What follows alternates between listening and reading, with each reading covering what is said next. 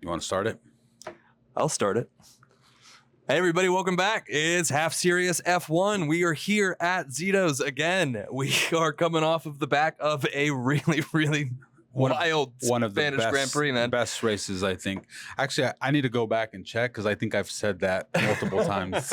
Yeah, every race is a new best race for you, which is good. Well, Monaco wasn't that great. And I think we both agreed on that one. Yeah, we did. The Monaco parade. and then let's keep that going. Maybe that's what it is. Coming off a bad one, and then you got a decent, because it wasn't that great. No, I mean it was good. Wasn't. It was fun at the beginning. Are you talking about Spain? Spain. Yeah, it was fun at the beginning. So in the middle. You know, actually they were fighting the whole time though. I heard that from a lot of people meaning like off a lot of memes and Reddit posts and stuff like that. So the way I experienced the race, I had some family stuff. So I was in Houston, and so I didn't actually get to watch the race day of. So thankfully, like, my phone was dead. I was just not paying attention to anything. So nothing spoiled it for me. I was close. I was trying. As soon as I could, I got to the race and I watched it, but I was also scrolling through stuff. So I knew I only had like a limited amount of time to watch what I could. And I didn't want to just watch the full recap. So I watched lap 1 and then I skipped to lap 60. And then I watched the last 6 laps, which is truly. Did you know that lap 60 was going to give you all of that? Yeah, because I had seen the wreck, or I had seen the collision. Yeah, it wasn't even a wreck necessarily, but I had seen the collision between Verstappen and Russell, which we're going to talk about later, I promise you. So I had seen that, just the little clip of it, and I was like, okay, well, I gotta watch what happened there. Yeah. So I watched just the first lap because I heard that was pretty cool. And then I watched just the last 6 laps, and I was like, and then I had to go back to what I was doing. And it wasn't until yesterday that I had actually watched the race in full. And then again today, just recapping again, where I watched all the way through all the practices and stuff like that. But you know what? I kind of disagree, because I have 3 pages of notes, and they don't stop after lap 1. It wasn't, elbows out, real crazy racing. I guess it was through the whole pack. It wasn't that much up front. Yeah, but there was a lot going on, and there was a lot of pit strategy going on, and there was a lot of mid-pack racing. Yeah, mid-pack racing. I think Alonso with his outside. Oh my God, dude! They kept calling turn 3 and 5. He kept going around the outside. I think 7. Pass. Or 7. Yeah. I mean, it could have been 5. I'm not sure, but I thought it was 3 and 7. But there was a couple of really slick moves by Fernando Alonso, especially that whole first lap battle between Hülkenberg and Alonso. I had so much fun watching. It was just a breath of fresh air, like watching drivers battle again. I feel like I don't see a consistent back and forth very often anymore. I'm starting to think that when I watch the thing, I think I'm going to have to utilize the other screens, because I think in the broadcast, they're only they'll let you know when something happens, but you're not watching the rest of the pack. Well, you know what? It's funny, even listening to the broadcast, they don't know what happens half the time, because you can't watch 20 cars going around a circuit all at the exact same time. There was even one pass where they're like, guys, I don't know if you'll see that, because photographers don't go to that corner. Yeah, that's I can't remember what corner it was. Yep. But yeah, so having the live timing up and doing all that stuff when you can is ideal, because it does give you a broader. I'm gonna have to utilize that. But I mean, even in my notes, just trying to keep track of placing who was passing who. Oh yeah. There was a lot of overpassing. I always mess that up. Overtaking. Yeah. We live in Texas. There's lots of overpasses. A lot of overpasses. A lot of overtaking. Yeah. But it wasn't like crazy racing from what I was watching anyways. Maybe that's what it was. I don't know. I disagree. I think there was a lot of battling. There was Alonso and Hülkenberg. There was Lawson. Yeah. And who was he fighting with? Was it Albon? Albon. Yeah. I seen that. I mean, but again, like I said, you've seen that because Lando and Max were trying to get around that. Yeah. So they were at the front of the pack. So they're the one that brought the broadcast to the rest of the pack. Yeah. Because they were trying to get around them. One and not even mid pack too. Back of the pack. I mean, Tsunoda making moves, which come on. Oh, every time I feel like we have to talk about Yuki Tsunoda, it just shoots an arrow into my heart, man. It's so hard. It's exactly what we had talked about when they made that swap between Lawson and Tsunoda. I was like, this can only be good for Lawson and this can only be bad for Tsunoda. Yeah. And I think that prediction is unfortunately coming very, very true. So I don't know what's going to happen there, because even if you're Christian Horner at that point, like, what do? Swap him again? Like, we talked about, Red Bull musical chairs. Yeah. But it's like putting a gun to Isaac Hadjar's head at that point if you put him in the Red Bull second seat. Yeah. I'm not even sure. I'm not even sure Yuki necessarily wanted to be there, but it's man. It's a whole thing, man. Hadjar's still kicking butt. Yeah, I wanted to talk about points, and I think we'll get a little bit more into there soon. But yeah, 9th place. He's got 21 points right now. He's right behind Alex Albon and a Williams. So for best of the rest territory, he's doing pretty well. He's beating Carlos Sainz in a Williams, which is not half bad. Carlos Sainz is an incredible driver. And he's only behind Antonelli, Albon, and the power 6 of Piastri, Norris, Verstappen, Russell, Leclerc, and Hamilton. So, if as a rookie driver, he's outside of Antonelli, who is arguably in a much, much better car. God, I think Hadjar's doing the work of a rookie this year and really, really making his name. Do they do like rookie of the year type stuff? I'm sure they do have a rookie of the year. I don't know. I don't know if there is a rookie of the year like award. Antonelli and Hadjar would be there. I think it would be a close fight for sure. A close fight. I really wish I had picked Hadjar as my rookie for this year. Well, because like last year, I don't think they had any rookies last year. So I don't even know if it's possible. 21 and 48. Yeah. That's the split between them. Yep. So yeah, Antonelli's had a lot of really great points finishes. 27 points apart. So yeah, so all in all, a very good race. I enjoyed the hell out of it. I think a lot of people didn't enjoy it, and there was the collision aspect with Verstappen and Russell, which, oh God, we can go into it right now if you want. I was going to save it a little bit for later and just kind of line us up more. We can go into it chronologically. We actually have Max on the phone. Give us a sec. I was just racing. That's just how. That's a terrible. There is some great impersonators out there. I don't know what. Not impersonators. Wait, is that what it is? Yeah, impersonators that do a good I seen someone doing like Max and Russell, like where they would go back and forth. Yeah, I imagine you keep yourself entertained for hours like that. Which I'm a little bit surprised that the blowback wasn't worse, because we could talk about it a little bit. It was deliberate. There's no way. Yeah, I haven't gone back to actually look at it. I thought it was. Yes, it was deliberate. There's no way you can go back on it, especially because he was clearly pissed off. Yeah.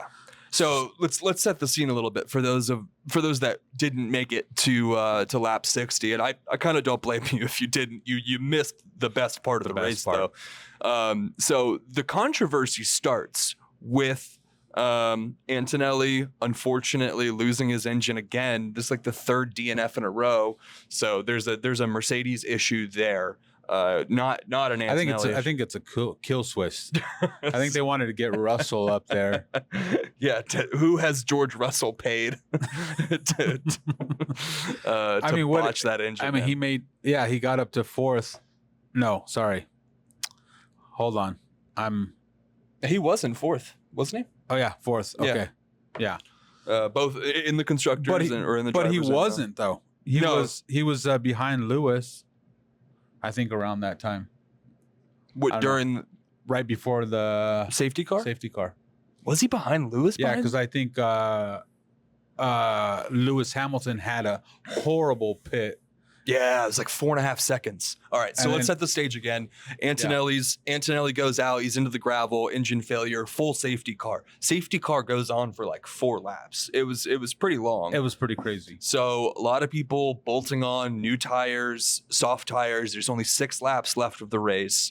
Verstappen goes in. Doesn't have any tires left.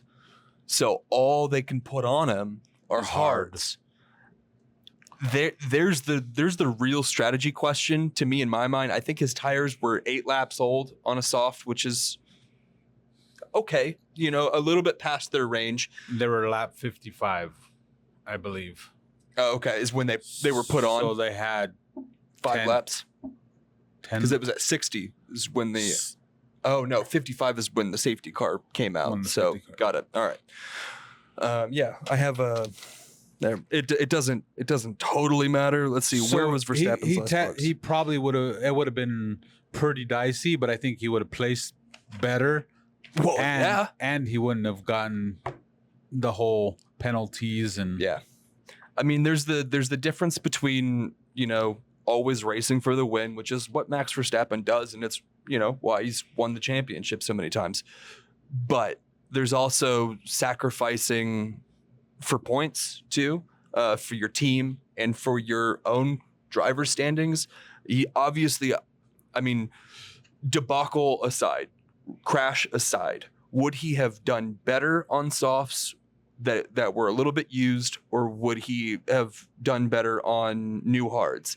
I tend to think that he probably would have, with his driving skill, would have at least maintained a solid 3rd, 4th place just on softs. Yeah. I think being on hards and being on the restart, especially going from slow to real fast, real quick, really screwed him. I mean, I have he lost it. Yeah, he totally lost it. He almost binned it. What lap was that? That was lap 60, right on the 60. Restart, right at the end of the straight.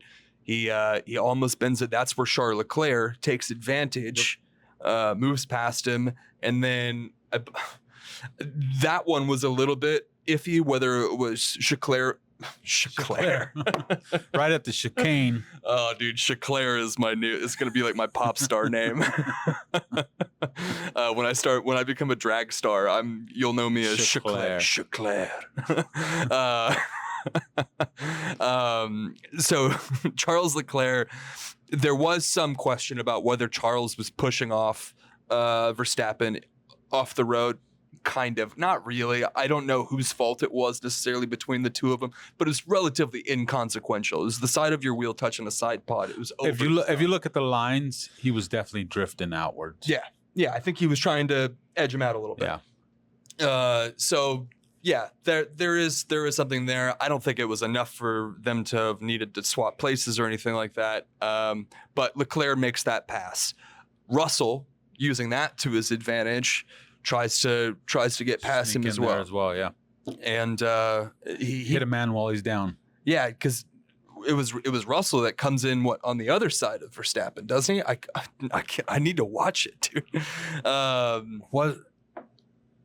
I feel like I've watched this clip so many times. It's like it's like eyewitness testimony. It just changes depending on who you favor. No, it was the next lap around. Was it the next lap? Yeah, because he goes into DRS. Is that what it is? Coming around the straight again. Okay. And then I thought it was all like one after the other, dude. It was a rapid fire. All right, we're gonna cut here, Rick. Thanks for tuning into the Half Serious F1 podcast. If you're in San Antonio, make a pit stop at Zito's Deli, home of the Serious Sandwich.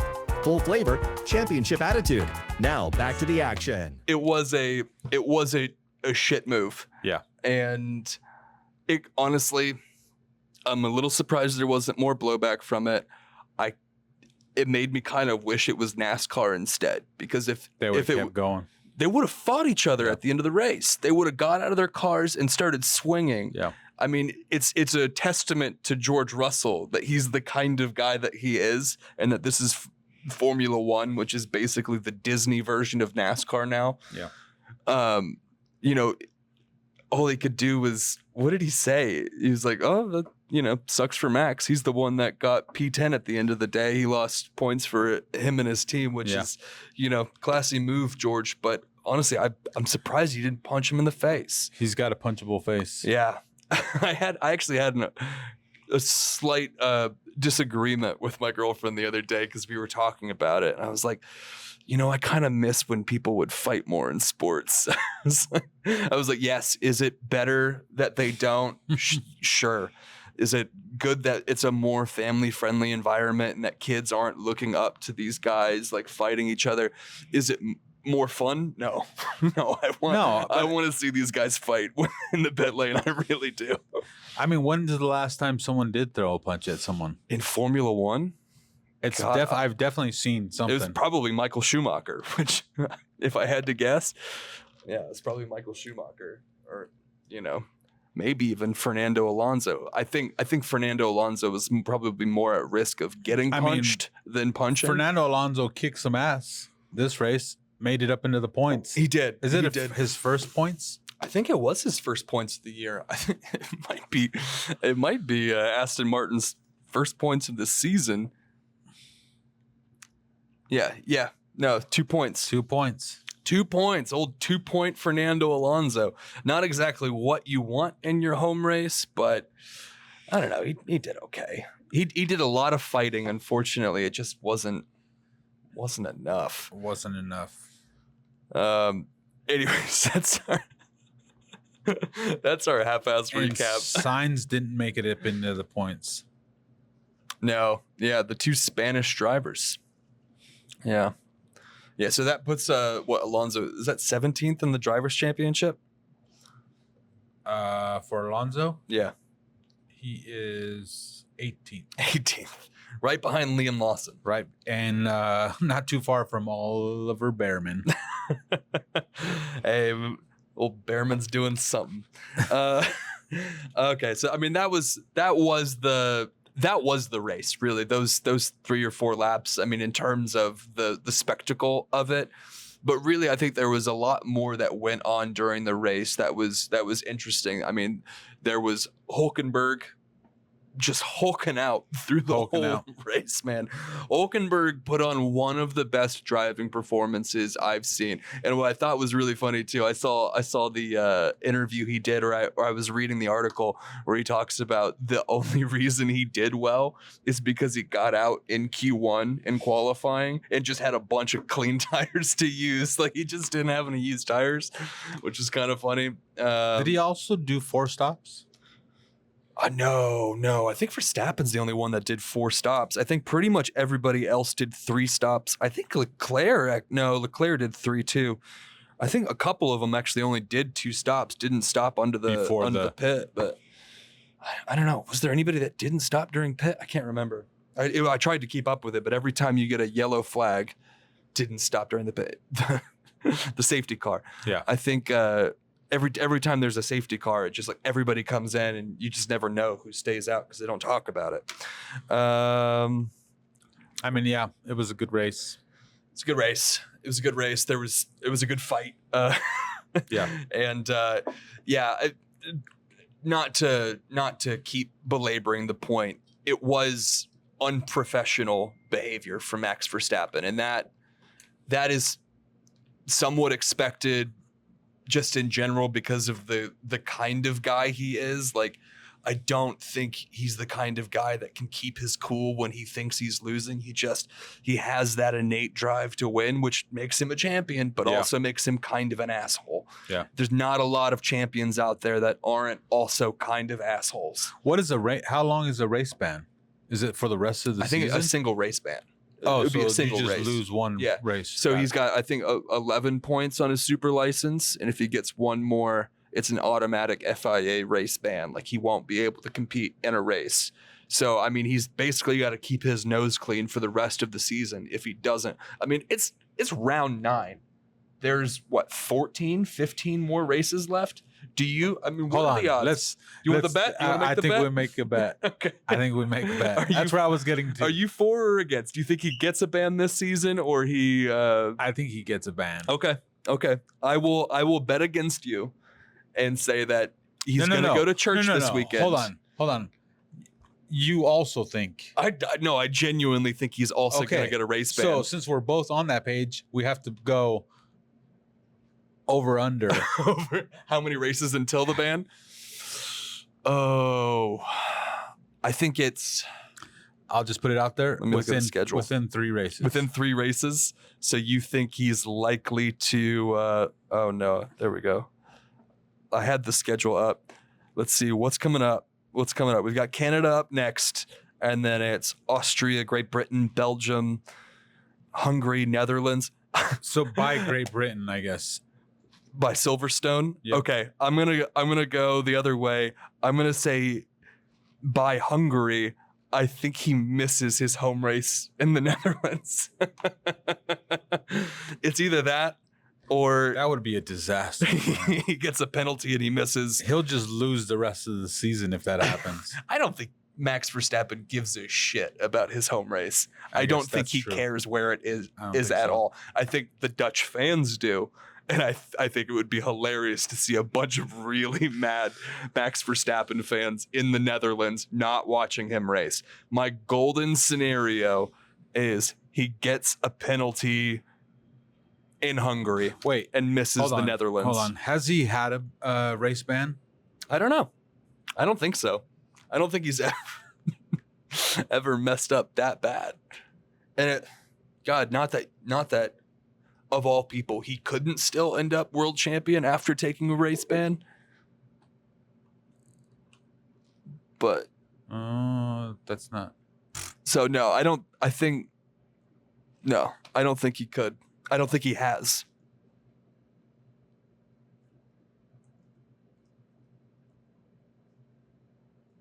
That is one hell of a Google search. Yeah. Max Verstappen ever have race ban in history? No. Max Verstappen. Thank you, AI overview. No. Quick. AI is quick. Yeah. So that's okay. So you've got Silverstone and I've got Netherlands.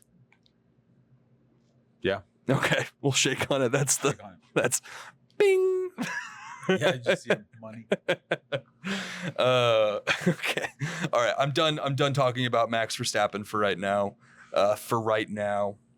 What else do we have? Lance Stroll.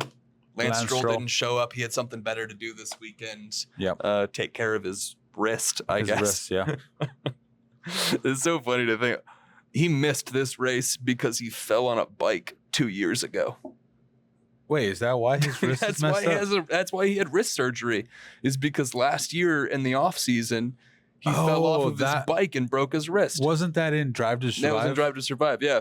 No, there's that whole bit where you've got Lawrence Stroll like trying to be like soothing and like parental. And he's like, at the end of the day, I'm still dad, but he's doing it in like $1 billion conference room. Yeah, I remember that. Still looking like a Bond villain. Yeah. Yeah, totally remember that now. So yeah, if Lance Stroll missed this race because he fell on his bike, is that real? I mean, I can only imagine. It has to be an F1 race, though. Yeah, but it's not like he's going to improve. No, I don't think his wrist gets better. I think if he's still having complications with the surgery of it 2 years ago, I don't think his wrist gets better. I think Lance Stroll is probably out after this season. If he comes back after, I don't know if he'll even be back for Canada. So I'd be very interested to see who Aston Martin puts in his seat for Canada, and potentially the rest of the season, depending on how Lance Stroll's wrist goes. And this is one of the few times in my life I might have felt bad for Lance Stroll. I mean, it would be a horrible end to your career. Yeah. A bike accident took you out of F1. I mean, yeah, I guess it beats a ball of flames, I mean, it could have been all those other wrecks after. Yeah, honestly, he's lucky that it was his bike that screwed him. It might have been the impetus or the beginning of his. It was not. It was not. I kind of hate to break it to you, buddy. Lance Stroll wasn't doing so hot before the bike accident. So, I did say that that Ferrari was coming back, and they showed. Yeah, they did. I was very, very happy to see Leclerc's performance. It was a risky move, not using new tires all the way through in qualifying. So he qualified P7, I think it was. So for him to make it up there on the podium was a very admirable performance. I think Max Verstappen helped him a little bit along the way to get to the podium. There was team orders early on. We didn't talk about that. No. And was that the right decision? Yeah, absolutely, Yes. It was 100%. Even though I don't like it, it was. No, yeah. I mean, we talked about it in the previous podcast about how I didn't like that stuff. I still don't like it, but man, do they show that it works. Yeah, I can't remember. Yeah, for lap 9, Ferrari swapped Leclerc and Hamilton. And I remember watching it, and it was like 4 laps too late. I mean, Leclerc had pace on Hamilton well into the race, and there were a couple times they were fighting. Yeah, where they were fighting, and I was like, "What the hell are you guys doing?" Yeah, and I get it's got to be awkward to tell Lewis Hamilton to get out of the way a little bit, but I mean, pick up the pace.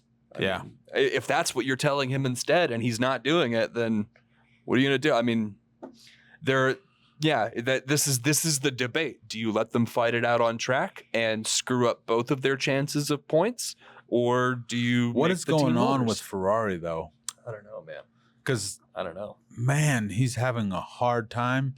That delay in the pits, like I mean, it's obviously not all Lewis Hamilton, and I will say to Lewis Hamilton's credit, some of it is him, and he admits that. I mean, I saw an interview with him where he was like, it's on me a little bit, I'm not doing very well. Yeah. And who can say why? The movie, yeah, probably. He's too. I mean, it happens to fight. It happens to fighters. They start doing movies and they don't perform as well. Well, I mean, it's eerily reminiscent to watching Checo Perez in 2023. Was that 2023 or was that last year? Was he in a movie? No. Not that he was in a movie. Just that he was doing really well at the beginning of the season, and then his performance slowly tapered into abysmal. Right now, Hamilton has not reached abysmal levels, but getting passed by Nico Hülkenberg is not a great look for Lewis Hamilton or Ferrari. Yeah. So, I mean, it's a really good look for Nico Hülkenberg. And weirdly, Mattia Binotto too, who used to be Ferrari's team principal. If you didn't know that. Oh, I didn't know that. Yeah, the current team principal of Sauber Stake F1. Yeah, was the former team principal of Ferrari. They have the award for the longest name. I don't know. Visa Cash App Racing Bulls isn't much better. I mean, they still managed to have their car look pretty good though. Yeah. I mean, we're running out of time here. Is there anything we wanted to talk about? We talked a little bit about Hadjar doing great. Lance Stroll nowhere to be seen. Hülkenberg killing it. Good podium finish. McLaren 1-2. Didn't need that pin. That's another podium for Leclerc. So yeah, good on Ferrari. Yeah, I mean Leclerc. Oh, they're now in second. Yeah, for the Ferrari making it number 2 in the Constructors' Championship is a huge deal, especially after I railed on them last week. I think I need to talk shit about Ferrari every single week I'm in here because it gives them hope. It gives us hope. We could definitely give them shit to step it up. It's hard not to sometimes. I mean, and I'm a bit of a Leclerc favorite give Leclerc a lot of favoritism, but I mean, he proves himself. Yeah. Almost every single time. Anytime he does poorly, it's like, well, Ferrari fucked up, not Leclerc. Yeah, man, I really want to see Hamilton bounce back. Yeah, I don't know. I mean, I'd love to see it, obviously. I mean, I'm still holding out hope for an 8th championship. That's not going to happen. I don't think it's going to happen. There's too many names above him on the list. If it was him or Max, if it was him or Lando, but there's no accounting for Charles Leclerc, Oscar Piastri, George Russell, even Kimi Antonelli. Yeah. You know, I mean, there's 7 or 8 names I would put on the list of people I think are more likely to win a world championship than Lewis Hamilton right now. And that's crazy. Yeah. That's crazy. That should not be the case. It is what it is. It's sports. Piastri's going to take it, though. Oh, yeah. It would.